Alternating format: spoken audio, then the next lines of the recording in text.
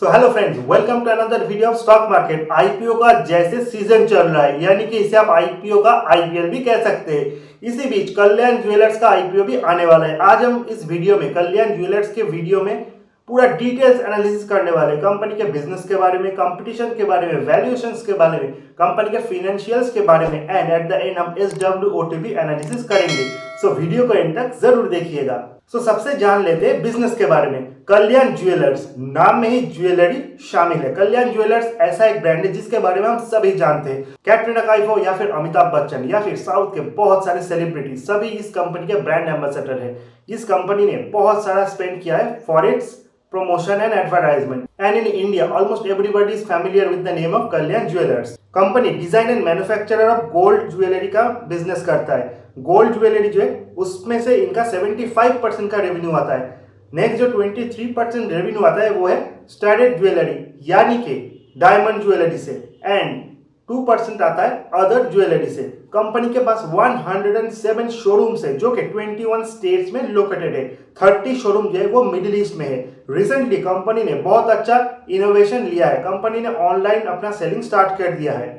Candera.com के through ये अपने प्रोडक्ट्स का ऑनलाइन सेलिंग करते हैं। कंपनी जो है वो हाइपर लोकल ज्वेलरी कंपनी है, यानी कि इस कंपनी का एक बहुत अच्छा चीज ये है कि ये जिस जगह पे अपने शोरूम को खोलते हैं, यानी कि जिस स्टेट में अपने शोरूम को खोलते हैं, वहां पे कल्चर को फॉलो करते हैं। उस जगह का कौन टाइप का ज्वेलरी पॉपुलर है, फेमस है, उस चीज को वो अडॉप्ट करने की कोशिश करते हैं एंड लोकल डिजाइनर को एक्वायर करके उनसे वो चीज को बनाते हैं, जिससे इनका सेल्स बहुत ज्यादा बढ़ता है। इन्होंने माई कल्याण सेंटर भी खोला है जो इसके रेवेन्यू में 70% से ज्यादा कंट्रीब्यूट करता है। One of the first jewellery company in India जिनके पास BSI हॉलमार्क है, awarded the India's most preferred jewellery brand in fiscal 2020। अब जान लेते हैं कंपनी के प्रोमोटर्स के बारे में। कंपनी बनी थी 1993 में केरला में। अगर हम कंपनी के प्रोमोटर्स होल्डिंग को देखें सो मिस्टर TS कल्याण रमन के पास 24.52% का स्टेक है एंड हाइडेल नाम के एक इन्वेस्टमेंट कंपनी के पास 32% का स्टेक है। रिमेनिंग जो स्टेक है वो TS Kalyan Raman and family members के पास है, जहां पे 19.83, 19.83, 3.83% का स्टेक है एंड टोटल हो जाता है 99.9%। अगर हम pre market and post market का साइज देखें so the promoters holding and promoters group का जो होल्डिंग है वो प्री इशू में पहले 67.99% है एंड आफ्टर द इशू वो 60.53% हो जाएगा। जहां पे हम पब्लिक होल्डिंग की बात करें तो हाइडेल के पास अभी 32.01% का स्टेक है एंड आफ्टर द इशू वो हो जाएगा 26.36% एंड टोटल पब्लिक होल्डिंग 32.01% है जो कि इन फ्यूचर 39.47% हो जाएगा। अब जान लेते हैं सबसे इंपॉर्टेंट चीज के बारे में जो है कंपनी के फाइनेंशियल्स। अगर हम 2018, 2019 एंड 2020 के बीच कंपेयर करें सो द रेवेन्यू ग्रोथ में हमको नेगेटिव देखने को मिल रहा है। 2018 से अगर 2019 को देखें सो नेगेटिव -7.24% का ग्रोथ हमने देखा है, जहां पे 2019 से 2020 के बीच 3.74% का पॉजिटिव ग्रोथ हमने देखा है। एंड अगर लास्ट 9 मंथ की बात करें यानी कि दिसंबर 2020 तक, देन कंपनी का जो रेवेन्यू ग्रोथ है वो नेगेटिव 27.3% रहा। इसके पीछे कोविड का भी एक बहुत बड़ा योगदान है। अगर हम प्रॉफिट ग्रोथ को देखें सो प्रॉफिट ग्रोथ 2018 से 2019 तक नेगेटिव 103.4% रहा, जहां के अगर 2019 से 2020 के बीच देखें सो प्रॉफिट में हमने 3000% से भी ज्यादा का ग्रोथ देखा। अगर हम 2020 से फिर 2020 के दिसंबर तक देखें सो नेगेटिव 174.9% का नेगेटिव ग्रोथ हमने देखा। सो 2020 में ये जो प्रॉफिट ग्रोथ आया था मे बी ये प्रॉफिट फ्रॉम डिफरेंट सोर्स से आया था। एंड अगर हम कंपनी का टोटल डेप्थ देखें सो कंपनी के ऊपर ऑलमोस्ट 3667 करोड़ का डेप्थ है। अगर हम कंपनी के डेप्थ के साथ इसके प्रॉफिट को देखें सो 2020 में कंपनी का प्रॉफिट था सिर्फ 142 करोड़, जबकि 2020 के दिसंबर तक कंपनी ने नेगेटिव दिखाया है ऑलमोस्ट 80 करोड़, यानी कि 80 करोड़ का लॉस है। अगर हम रिटर्न ऑन नेटवर्थ को देखें सो प्रेजेंटली कंपनी का रिटर्न ऑन नेटवर्थ नेगेटिव 5.18% है, जो कि 2020 में 7.23% था। यानी कि ऐसी कंपनी जिसका प्रॉफिटेबिलिटी 100 से 150 करोड़ है उसके ऊपर 3600 करोड़ से भी ऊपर का डेप्थ है, जो कि कंपनी के लिए बहुत बड़ा कंसर्न है। इस चीज को हमको समझना होगा एंड इसका मेन जो कंपटीटर है वो अभी है टाइटन। टाइटन का तनिष्क ब्रांड बहुत ही पॉपुलर और फेमस है। अगर हम कंपनी का वैल्यूएशन देखें सो कंपनी का प्रेजेंट बुक वैल्यू है 3.38 एंड FY21 के हिसाब करें तो वो 3.55।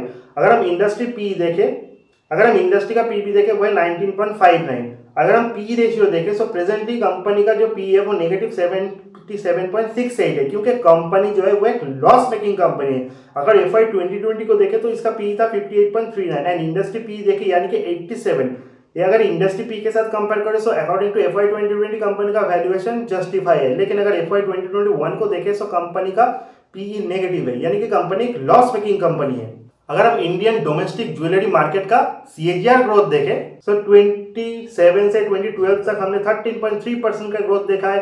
2012 से 2019 तक 11.2% का ग्रोथ हमने देखा है। अगर हम रिसेंट ईयर की बात करें 2020 से 2021 के बीच हमने 11% का ग्रोथ देखा है, हालांकि बीच में 30% का नेगेटिव ग्रोथ देखा है ड्यू टू कोविड। एंड अगर 2021 से 2025 को देखें सो ये मार्केट जो है वो 19% के हिसाब से ग्रोथ दिखा सकता है। नाउ हम कंपेयर कर लेते हैं इंडिया में ऑर्गेनाइज्ड एंड अनऑर्गेनाइज्ड सेक्टर के बीच क्या कंपटीशन है। अगर हम इस कंपटीशन को देखें सो इन 2000 में 95% जो मार्केट शेयर था वो अनऑर्गेनाइज्ड सेक्टर के पास था, 5% सिर्फ ऑर्गेनाइज्ड सेक्टर के पास था, जो कि 27 में भी सेम था। लेकिन FY 2020 में 32% जो है था वो ऑर्गेनाइज सेक्टर के पास आ गया। एंड अगर हम 2025 तक देखें तो 37% जो मार्केट शेयर है वो ऑर्गेनाइज सेक्टर के पास आ जाएगा, 63% जो है वो अनऑर्गेनाइज सेक्टर के पास रहने वाला है। नाउ हम कल्याण ज्वेलर्स और टाइटन के बीच एक कंपैरिजन कर लेते हैं। अगर हम देखें कल्याण ज्वेलर्स का टोटल रेवेन्यू है 10,181 करोड़, जहां पे टाइटन का टोटल रेवेन्यू है 21,204 करोड़।